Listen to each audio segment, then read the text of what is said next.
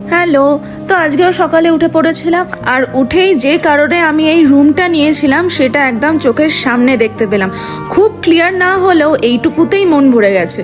তারপরে আমরা এই হোটেল থেকে চেক আউট করে বাইক নিয়ে বেরোবার জন্য একদম রেডি হলাম, আর তখনই চোখে পড়লো যে বাইক আমাদের একদম পাংচার হয়ে বসে আছে। তো তারপর সুমিত একাই গেল সেটা সারাতে, আর আমি ততক্ষণ হোটেলে ওয়েট করছিলাম। মোটামুটি 45 মিনিট আমি হোটেলে বসেছিলাম, আর তারপরে সুমিত এলে আমরা বেরিয়ে গেলাম কালিম্পং এর দিকে। বেরোতে অনেকটা দেরি হয়ে গেছিল বলে খুব খিদেও পেয়ে গেছিল, তাই জন্য বাতাসিয়া লুপের কাছে গিয়ে পেট ভরে ব্রেকফাস্টটা করে নিলাম, যাতে মাঝে আর আমাদের লাঞ্চটা না করতে হয়। আর তারপরেই একটু এগোতেই দেখি রাস্তার এই অবস্থা।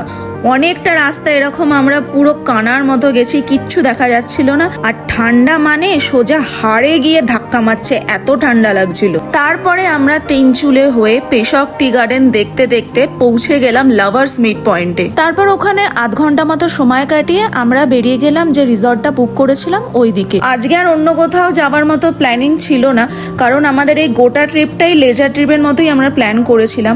আর যে রিসর্টটা আমাদের বুকিং ছিল সেটা একটু অফ সাইটে ছিল বলে তাড়াতাড়ি পৌঁছে যেতে চাইছিলাম। সো 3:45-এর মধ্যে আমরা এই রিসর্টটায় পৌঁছে গেছিলাম, আর বাকি 3 দিন আমরা এখানেই থাকবো। রুমটা যথেষ্ট বড় ছিল, আর ইচ্ছা করে উইথ ব্যালকনি নিয়েছিলাম, কারণ ব্যালকনি থেকে কাঞ্চনজঙ্ঘা দেখা যায়, যেটা এখন অবভিয়াসলি মেঘের জন্য কিছুই দেখা যাচ্ছিল না। তারপরে আমরা গরম গরম জলে স্নান সেরে নিলাম, যদিও দার্জিলিং এর থেকে কালিম্পং এ একটু ঠান্ডা কম। তারপর অল্প অল্প খিদে পাচ্ছিল বলে রুমে চিকেন স্যুপ আনিয়ে নিয়েছিলাম। তারপর আমরা রিসর্টটা একটু এক্সপ্লোর করছিলাম, দেখছিলাম কোথায় কি আছে। দেন এখানকার রেস্টুরেন্ট থেকেই চা পকোড়া খেয়ে নিয়ে আরেকটু বাইরে সময় কাটিয়ে রুমে এসে লেপের তলায় ঢুকে পড়লাম। দেখা হচ্ছে আবার কালকে সকালে। টাটা।